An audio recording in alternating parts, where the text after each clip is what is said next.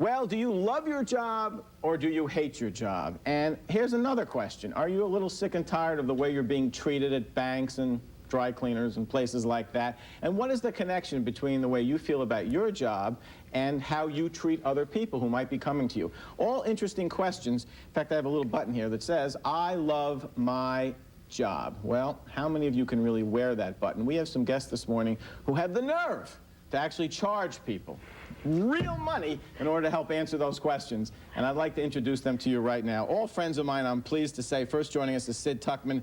Sid, of course, you all recognize Sid's face. President and co-founder of Tuchman Cleaners that had up to 30 plants. Sid now is the president of Tuchman Training Systems. Good morning. Nice to have you with us. Also joining us, Jane Boucher. Jane has been with us before as well. She is the president of Boucher Consultants, motivational speakers, and other things as well that we'll talk about, okay? Nice to have you with us. Thank you. And Howard Weiss, Professor Howard Weiss. Dr. Weiss is a professor of industrial organizational psychology at Purdue University. And you want to deny that? No, not at all. And also went to school with me. And you definitely want to deny that. Right? All right. Nice to have all of you with us. You know, this is a great button. I love my job. How many people can really, truly wear a button like this? What do you think? 10%. You think 10%?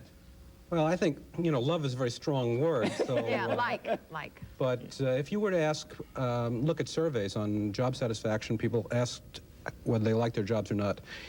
Estimates across the whole country, whole population of the country range from 60 to 75%. Positive. Positive? You don't think so, Jane? No, I don't. I'm sorry, Howie. But I think what's happened with me is that you can always see different stats, and you've obviously got some good statistics, but a Harris Poll statistic last year said that 65% of the people in this country don't like what they're doing, but I think a lot of people wish they had more than what they have. But this also goes with the culture of the home and the culture of the country. I sold out to a British firm.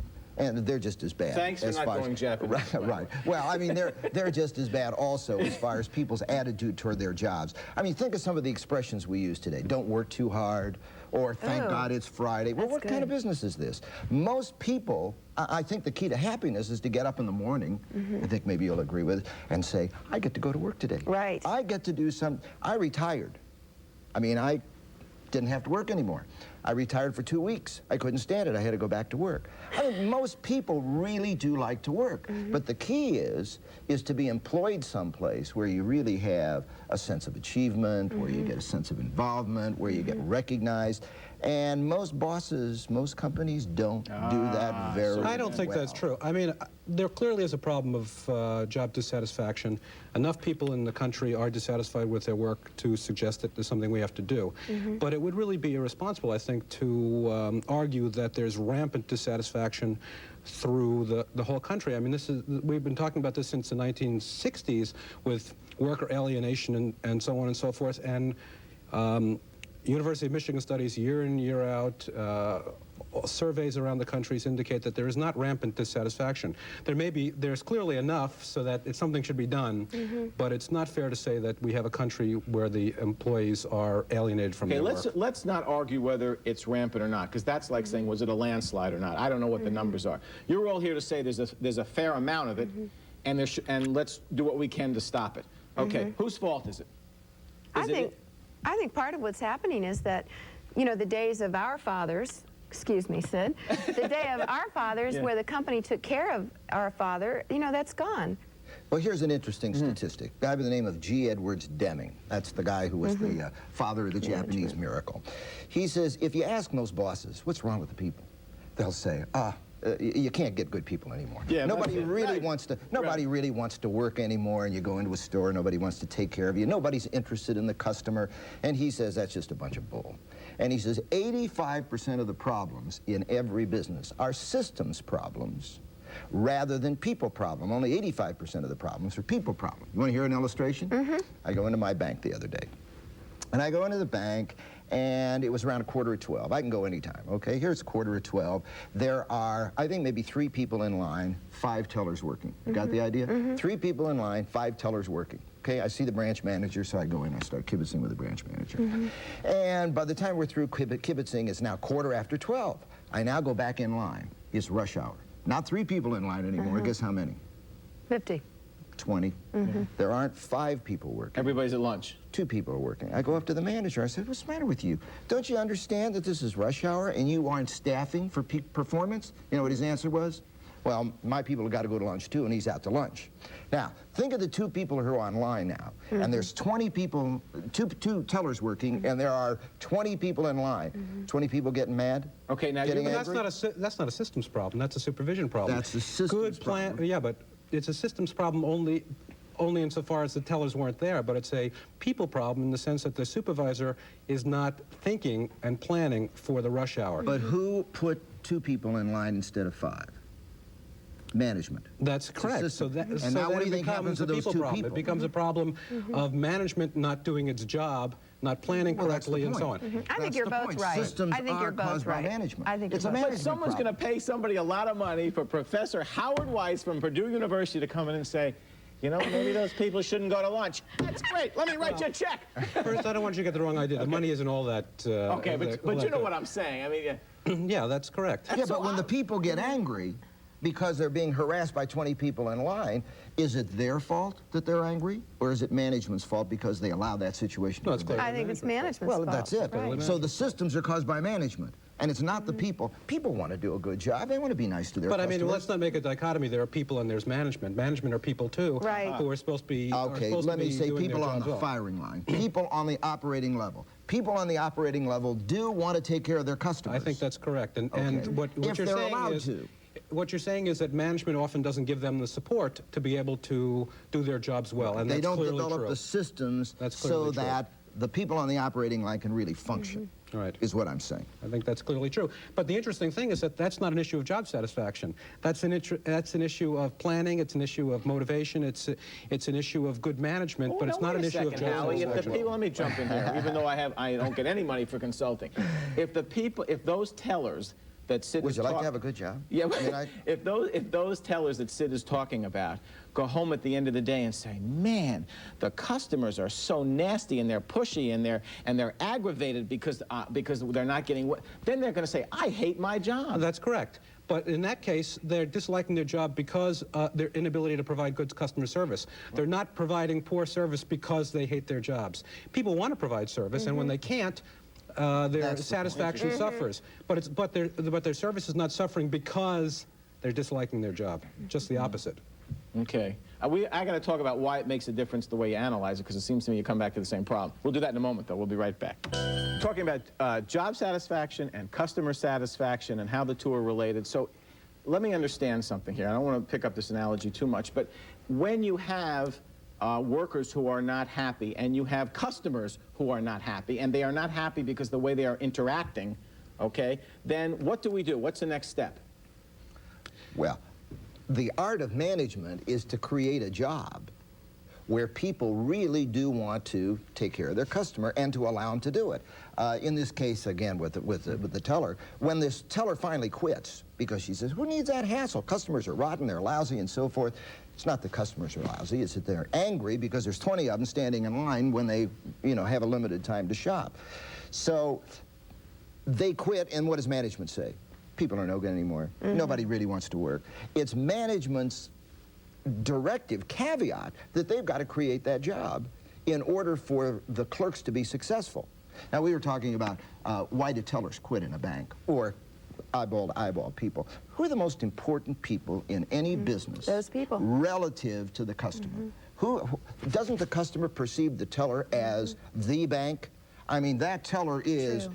Mr. or Mrs. Indiana National, or merchants, or railroadmen. Isn't that true? Yeah, okay. I think that's true. Yeah. Let me expand upon that for a moment. I think that one of the things that management does is they think they can create customer service by creating just a climate for service. So they have lots of buttons or signs that say the organization. And Well, they appear to be insincere, and that goes down throughout the entire organization. It may not be so much insincerity, but it's only a small level of commitment. They But don't it know how comes to do it. across They to just the- don't know how to do it, and Right. that's what Right. that's why we're in business. Right. If I were much younger and really wanted to make a lot of money, this is the way to do it. This is really the way to do it. Everybody says, let's be nice to the customer. Have you ever gone in any place and you talk to the manager and says, listen, Wolfsie's coming in today, let's harass him? Nobody says that. You come into a store.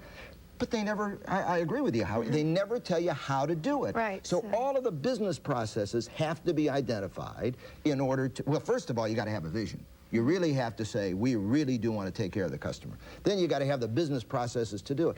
Domino's, forget all this business with being sued on the delivery. I mean, their mission statement is so clear. What they say is, what is it? Customers first. You got to deliver. See, now that's nebulous. Customers first doesn't mean anything. The key issue is that you have to deliver in half an hour. Right. And there's it's a gotta be measurement piping system. hot. Right. And there's a measurement system that goes along with it. That's the key. They know when they know. Is that when they've- good, Howie? I Oh, think absolutely. so. Is it, so Absolutely. what happens now? Wait, this is an interesting issue. We talked about this at breakfast. If people think that they're only being judged by some measured system, again, you have a waitress. You have two waitresses. One serves 20 tables in an hour. The other serves 17. But the 17 she serves, they're coming back because she's a good waitress. The other 20 think she's rude. You've used the wrong system to measure. Oh, You've no, used no, the no, wrong no, system. no. At Tuchman Cleaners, in my young years, right, I said, we got to do 60 pair of pants an hour, all right? And it's got to be high quality, all right? 60 an hour is quantifiable, easily quantifiable. Quality not as easy to Quality, that's hard. And we paid for 60 pair of pants an hour. That's what we paid for. What do you think we got? Always got 60 pair of pants an hour. Always. I mean, that's money in my pocket. At 10 minutes up if they got. Oh, I'd get the 60 pair of pants on, but I didn't necessarily get quality. Now, you got to put the two together. If your quality standards, quantifiable, measurable, says only 30, then it's got to be 30 at this quality. But yes, it's got to be quantified. It's got to be You got to quantified. measure it. You got to measure them. Otherwise, you don't have anything. You can't reward people for good service if you don't have some way of knowing whether they've done it well or not. Okay, now let's take this back into, okay, now you've got a job in one of these organizations we're talking about, but you're really not happy for whatever reason. So you're saying to these people what? Let's turn around to what your expertise is. Loving the job Loving that you the don't job like. that you hate, and maybe it's for one of these reasons. Well, I think that part of it is the shadow of the leader. The leadership of the company says this is important, but it's really not important. And these people that are tellers on the line, or these front people that are out there every day in front of these other people out there in the world, are frustrated. They're very frustrated. Yeah, well, it has to be quantifiable, and it's an art. It's easy to say I've got to have the business processes, but you got to put them all together. You very seldom ever. I had a flash the other day. I took out the garbage. Don't you think that's good? Great. I took Sid. out the I hope garbage. someone thanked you. Aha! See, how did you know that? So I wanted my wife. My wife Right. isn't going to know. I mean, she'll space out. Right. She's not going to say, "Oh, look, Sid took out the garbage today." I wanted her to know that I took out the garbage. So I said, "I took out the garbage today." She says, "Oh, thanks, honey." That's all there is to it, right? I got my reward. Yeah, I think people need to know that they're appreciated. Companies never do that. And They just, never. Bad Yeah, company. I almost right. touched your knee. That's all right.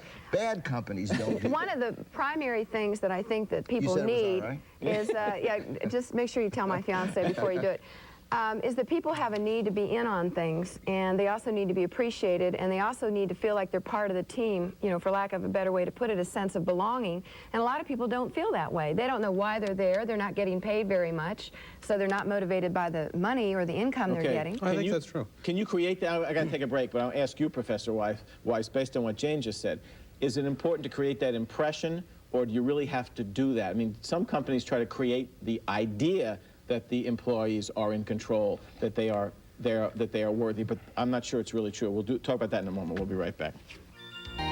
Job satisfaction and your happiness on the job is our topic, and let me give you a hard time here, because I know when you were the president of Tuchman Cleaners and you got a complaint from a customer that Jane Smith had been nasty on several occasions. In fact, several customers called. You're not going to say, well, let me look at my system here and figure out if possibly the number. You're not going to do that. You're going to fire the woman, and you know it, aren't you? Or you're not going to blame your system. No. See, there's a guy that told me one time, professor, and he says, what you hire is what you get. You can't change people. So that if you hire somebody who's going to be nasty, right. in this case, what you're talking about, right. get him out of there. Right. In fact, he says he only has a friend. This friend of his knows how to change people. Yeah, this guy's a neurosurgeon. Okay. When he does a frontal lobotomy on somebody, they're changed. Yeah. But you and I can't do that, so we have to hire somebody who can be in that customer service job, who will really take care of the customer. And, again, back in the system, you have to empower those people to act. So if they blow it one day and make a very bad mistake and give back, did you ever hear that old Nordstrom story? Nordstrom has absolutely magnificent customer satisfaction because they empower the people to do whatever it takes to satisfy a customer. One day, somebody brought back some tires to Nordstrom, and the clerk didn't want to give back the money on the tires.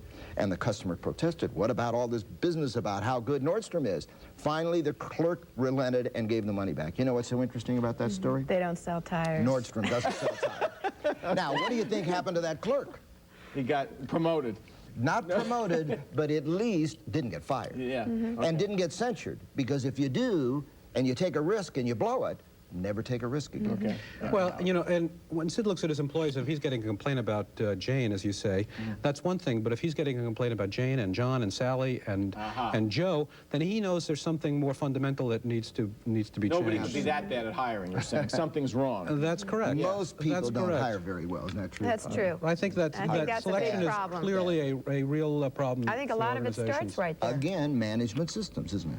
That's, They don't know that's how to right. do it. They don't They've know gotta how to learn do it. how to But you do know, it. Sid, what... Organizations come to me and say, you know, we'd like to increase the job satisfaction of employees, and I say that's fine. And what's your motivation for this? Well, we want to increase the performance of the organization. Well, that is not the route to do that.